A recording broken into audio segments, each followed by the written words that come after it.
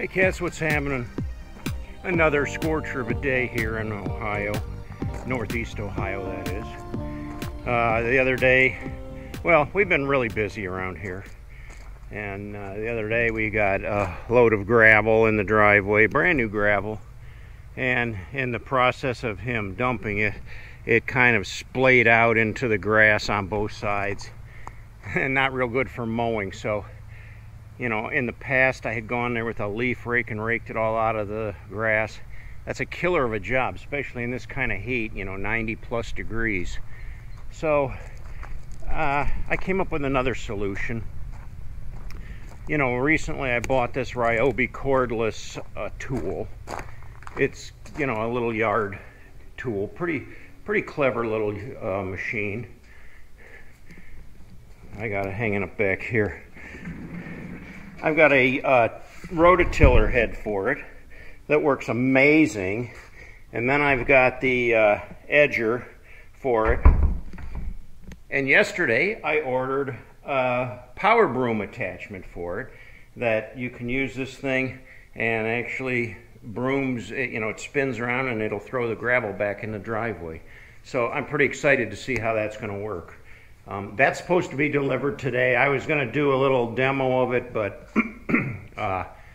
it isn't here yet, and I got to get this video uploaded. So maybe in a future video, I'll show you how all those attachments work. I'm really happy with it. I'm really glad I got that. On another note, let's talk about the motorcycle for a minute. If you have a V-twin, a Harley, an air-cooled engine. You see, this the engine has no radiator, no cooling system. It just has the air fins.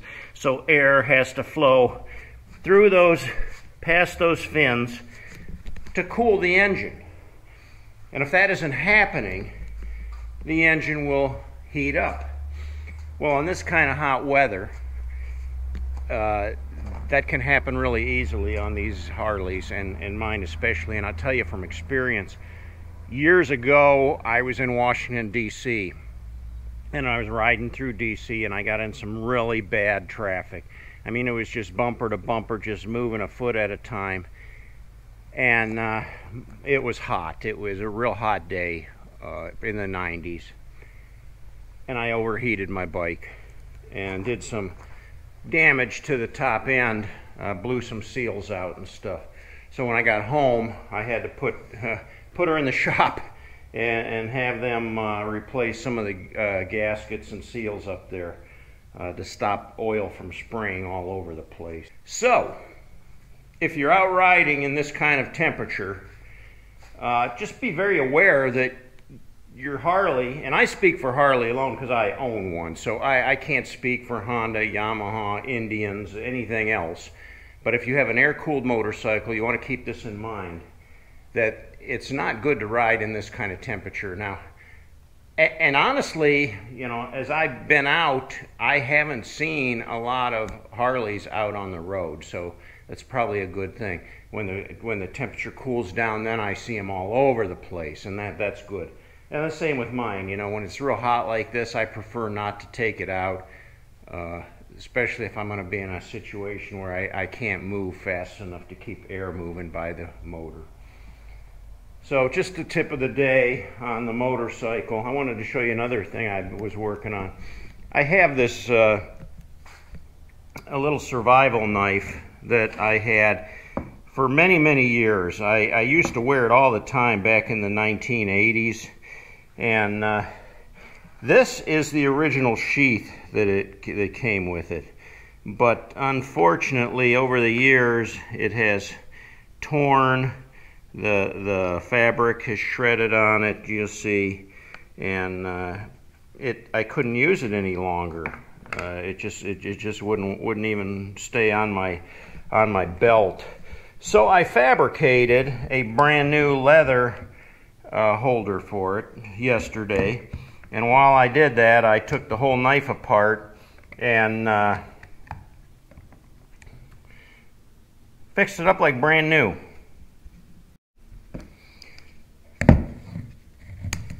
I put a little snap on there. I got to glue this piece on with some rubber cement. It's just kind of a little cover there.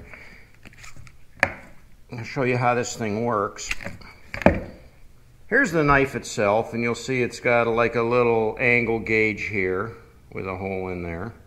It's got a saw edge up here. It's got centimeters on this side. Very sharp. I sharpened it up. The unique thing about it is this end unscrews, and out comes this little container. Inside this container, on this end, you have a magnifying glass. Supposedly should be able to, you know, pinpoint start a fire. And when you pull the inside stuff out, there's a little bobber in there, a couple fish hooks, some weights, and a couple of needles. Some very handy things for survival. Also, there is a packet here of antiseptic. One use. And I even think it's dried up, but it's a surgical, sterile thing. I leave it in there.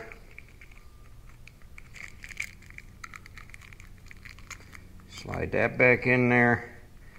Put the magnifying lens on there. And then this end, there's just a little container where you could put some ibuprofen or something in there. There used to be a compass in the end of there, but it broke many years ago, so no longer a compass in there.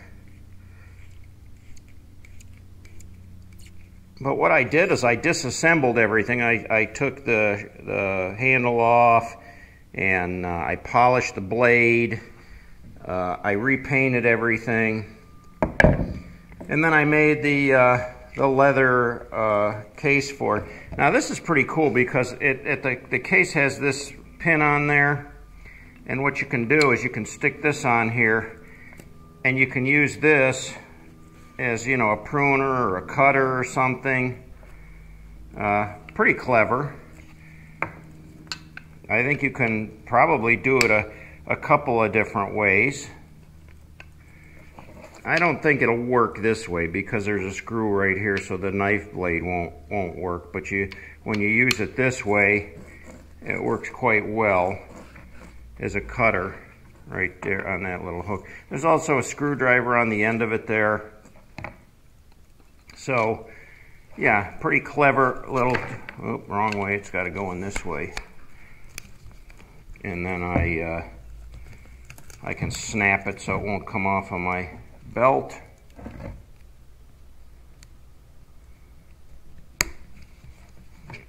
And it's got a belt loop here to stick my belt through.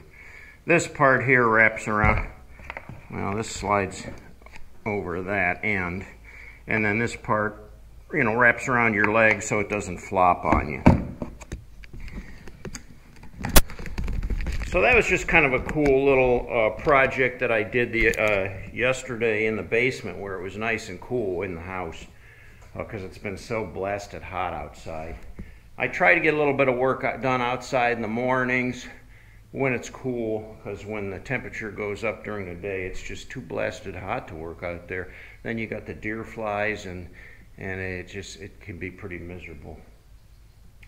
Anyway, I had an extensive knife collection. I had some other hunting knives. I had a lot of pocket knives. In fact, some of them were actually knives that I had got from, a couple of them from my grandfather, one of them from my great-grandmother, and other ones that were quite unique and, you know, irreplaceable. But what I did recently here, I turned that collection over to my 3 grandsons. Yeah, my daughter has 2 twins and another younger son, and they were so tickled to get my knife collection. And I thought what would happen is, because my grandfather did this too. My grandfather had a knife collection, and when he gave, I have 4 brothers, and when he turned over his knife collection to us, we pilfered it. Everybody grabbed what they could grab, and each one of us boys got a knife, or 2 or 3 or 4. Well, I thought that would happen with my grandsons, but they sat down and they had a little powwow, and they decided that they were going to keep the collection as a unit and just leave it that way as an entire collection, which I was pretty honored about, so I was happy about that. So there you go, cats. That's the video for today. Stay out of the heat, stay cool, stay out of trouble. In this day and age, you never know what's going to happen next. So, until next time, guys, I will catch you all later.